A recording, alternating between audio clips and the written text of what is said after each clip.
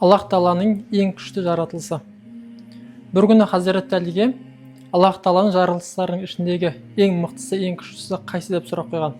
Сол кезде Хазірет Әли: темірді көрдім, ең күштісі, ең мықтысы темір деп ойладым. Отты көрдім, темірді еріткенін көрдім.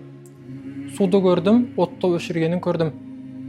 Бұлтты көрдім, суды тасығанын көрдім. Желді көрдім, бұлтты айдағанын көрдім. Тауды көрдім, желді тосқанын көрдім. Адамды көрдім, тауды тескенін көрдім. Ұйқыны көрдім, адамды жеңгенін көрдім. Уайым қайғыны көрдім, ұйқыны қашырғанын көрдім. Аллах Тағаланың ең мықты, ең күшті жаратылысы осы уайым қайғы деп ойладым.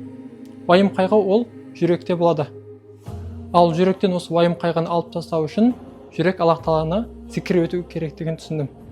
Құранда айтқанда: «Эстағфируллах, әлә би-зикриллахи татмаиннул құлуб». Жүректер тек қана Аллах Тағаланы зікір етумен тынышталады, рахат табады деген. Сол үшін құрметті ағайын, Аллах Тағаланы көп-көп зікір етуге тырысайық.